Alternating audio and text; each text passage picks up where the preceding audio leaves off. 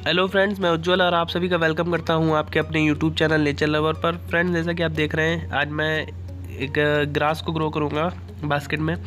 और बहुत से कमेंट थे कि ग्रास को पॉट में कैसे ग्रो करें। तो आप देख सकते हैं कि ग्रास को मैं छोटी सी बास्केट में ग्रो कर रहा हूँ। सेम टू सेम ऐसे ही पॉट में ग्रो करना है। और ये पॉट में ही थी, मैं थोड़ी सी एक पॉट लाया था तो थोड़ी सी इसमें ग्रास लगी हुई थी, तो मैंने उसे उस टाइम नहीं हटाया। तो आगे चल के प्लांट तो मैंने शिफ्ट कर दिया, पर ये ग्रास उसमें बची है। और अब मैं इसे हटाने जा रहा था, तो मैंने सोचा कि इसे भी लगा दूं बास्केट में। तो इस ग्रास को अगर आप थोड़ा सा भी अगर लगा देंगे कहीं, तो बहुत जल्दी फैल जाएगी। इतनी जल्दी फैलती है कि कंट्रोल में नहीं आती। अगर आपने इसे गार्डन में लगा दिया अपनी सीड्स से जो ग्रास ग्रो होती है उसके साथ में, तो वो ख़राब हो जाएगी और ये पूरे में फैल जाएगी। इसे तो आप ऐसी जगह पे लगाएं जहाँ पे, जैसे घर के बैकयार्ड में, जहाँ पे ग्रास का कोई काम नहीं है, तो ये ग्रास फैल जाएगी और जानवरों के भी काम आती है। काटने के बाद बहुत जल्दी ग्रो होती है। तो अगर आपके घर में गाय है या फिर कोई भी गाय भैंस या फिर कोई है ऐसा पेट, तो आप उसे खिला सकते हैं। ग्रास बहुत ही ठीक होती है, वो बहुत जल्दी खा लेते हैं इसे। और आप देख रहे हैं कि जो इसकी जो मिट्टी थी वो बहुत सॉफ्ट थी, बालू मिट्टी थी। और अब मैं इसे केवल कोकोपीट में ग्रो करूँगा, क्योंकि इसमें बहुत जल्दी ग्रो होगी और इसकी रूट्स जो हैं बहुत जल्दी डेवलप होंगी इसमें। और अगर मैं एक ही ग्रास का टुकड़ा भी लगा दूं इसमें बास्केट में, तो ये पूरी बास्केट को कवर कर लेगी। पर मैं जितना है बर्बाद नहीं करूँगा, फेंकना नहीं चाहता मैं इसे। तो मैं सोच रहा हूँ कि सारे इसी में लगा दूँ रूट्स के साथ में। अब मैं इसका सारा रूट का जो जाल है मैं इसी में रख दूंगा बास्केट के अंदर, ऊपर से मिट्टी डाल दूंगा। और अगर आप पॉट में ग्रो करना चाहते हैं तो आप एक कहीं से ग्रास तोड़ के ले आएँ रूट के साथ में।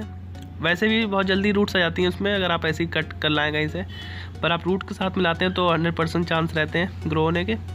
और फिर आप उसे अपने पॉट में या फिर किसी बैग में लगा दें। जब उसमें थोड़ी ग्रोथ हो जाए तो आप उसे शिफ्ट कर सकते हैं कहीं। और आप देख सकते हैं कि ये इस हैंगिंग बास्केट एक तैयार हो जाएगी इसकी। और जो जितनी भी बहुत सारी ग्रास इसमें निकलेगी वो सब चारों तरफ से पूरी बास्केट को कवर कर लेगी। कोई प्रॉब्लम नहीं है, आप इसे रोल करके इसमें अंदर सब भर सकते हैं। जितनी ज़्यादा रूट इसमें डेवलप होंगी उतनी ग्रोथ होगी। और इस ग्रास को आप प्रून करेंगे जितना, उतनी भी इसमें से नई नई सूट्स निकलेंगी। और इसकी जो मिट्टी है आप बालू मिट्टी ही रखें, क्योंकि उसी में इसकी ग्रोथ होती है अच्छी। और अगर आप इसे फर्टिलाइज़र देना चाहें तो दे सकते हैं, और बिना फर्टिलाइज़र के भी ये ग्रो करती है। फर्टिलाइज़र में आप इसे DAP दे सकते हैं, DAP की स्प्रे कर दें।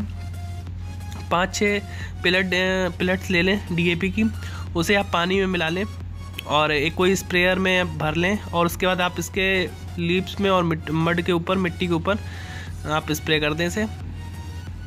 तो इससे ये डार्क ग्रीन रहती है और बहुत जल्दी ग्रोथ भी करती है। और आप ये ध्यान रखें कि ऊपर की जो बास्केट में या फिर पॉट में जो मिट्टी है उससे रूट्स बाहर ना निकलें। रूट्स के ऊपर मिट्टी रहनी चाहिए। और आप गुड़ाई 10-15 दिन के अंदर कर दें, पर आप कम से कम 1 महीना नहीं हो पाएगा लगाए हुए कि ये पूरा पॉट को कवर कर लेगी। फिर गुड़ाई करने की कोई जगह नहीं बचेगी। अगर आप गुड़ाई करेंगे भी तो ये टूट के अलग हो जाएगी।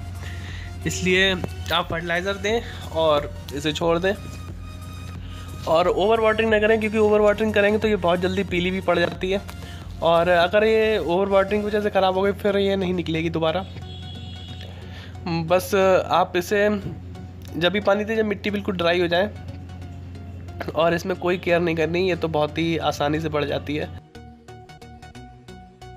फ्रेंड्स, बात करें इसकी सनलाइट की, सनलाइट इसे बहुत पसंद है इस ग्रास को। अगर आप इसे फुल सनलाइट में रखेंगे तो ये बहुत जल्दी ग्रो होगी। और इसकी जो नए से रनर्स निकलेंगे, जो नए नए सूट्स निकलेंगे रनर्स, वो अगर आप कहीं पे दीवार के पास रखेंगे तो उसमें भी जल्दी से कैच कर लेंगे और दीवार पे भी फैल जाएंगे। इसलिए आप इसे हैंगिंग बास्केट में ही रखें, या फिर अगर आपने पॉट पे लगा रखा तो उसके रनर्स कट करते रहे, घुमा के इसी में अंदर दबा दें। क्योंकि अगर रनर्स दूसरे पॉट में जाएंगे तो अगर दूसरा पॉट भी कवर कर लिया तो उसकी जो एनर्जी है वो सब यही रनर्स सोख करके अपनी ग्रोथ बढ़ा लेंगे और आपका जो प्लांट है वो ख़राब हो जाएगा। इसलिए आप इसकी केयर करें, बस यही कि ये दूसरे की लाइफ बर्बाद ना करे। जैसे कि कोई रोज़ के प्लांट में अगर इसका रनर पहुंच गया तो पूरा रोज़ के प्लांट की जो सॉइल की एनर्जी है वो ये ले लेगा और रोज़ प्लांट आपका ख़राब हो जाएगा। क्योंकि इस ग्रास का यही रोल है कि अगर ये फैल गई तो फिर इसे रोकना बहुत मुश्किल पड़ जाता है। ये फैलती चली जाती है चारों तरफ और स्पेशली रोज़ प्लांट को बहुत जल्दी ख़राब करती है। अगर आपके गार्डन में लगी हुई है चारों तरफ रोज़ प्लांट के फैल गई तो रोज़ प्लांट बिल्कुल ग्रोथ रुक जाती है, क्योंकि फर्टिलाइज़र पहुँच नहीं पाता है। इसलिए आप इसको प्रून करते रहें और जो भी अनवांटेड लगे इसमें से ब्रांचेस और रनर्स उन्हें आप हटा दें। मैं इसे अभी स्प्रे से पानी दूंगा, बहुत हल्का पानी, और फिर अभी शाम को अभी दोपहर होने वाली है तो उसके तब तक मैं इसे शेड एरिया में रखूँगा। रात में मैं इसे अच्छे से पानी देके 2-3 दिन तक शेड में ही रखूँगा, क्योंकि नई लगाया मैंने, क्योंकि अगर रूट्स में अगर गर्मी पहुँच गई तो ये ग्रास ख़राब हो जाएगी। वैसे तो अगर थोड़ी सी रह गई तो ग्रो हो जाएगी, पर मैं नहीं चाहता, क्योंकि मैंने अभी पूरी तैयारी कर ली है इसे हैंग करने की, तो मैं चाहता हूँ इसकी ग्रोथ अच्छे से जल्दी हो, जिससे मैं आपको अपडेट दे सकूँ।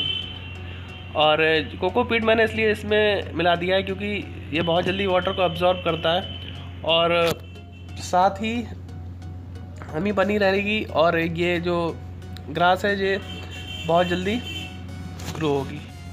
फ्रेंड्स, आप इसे वर्मी कंपोस्ट भी दे सकते हैं, पर अगर आप इसे ज़मीन में लगा रहे हैं तो आप इसे यूरिया दें, क्योंकि यूरिया इसके लिए बेस्ट होता है ज़मीन में। पर अगर पॉट में आप दे रहे हैं तो आपका ये प्लांट जल जाएगा। और बस इतना ही। अगर आपको कोई प्रॉब्लम है तो आप कमेंट बॉक्स में कमेंट करें, और अगर आपको ये वीडियो पसंद आई है तो उसको लाइक करना ना भूलें, और मेरे चैनल को सब्सक्राइब ज़रूर कर लें। मैं ऐसी प्लांट से रिलेटेड इन्फॉर्मेशन आपको देता रहूँगा। वीडियो देखने के लिए थैंक यू।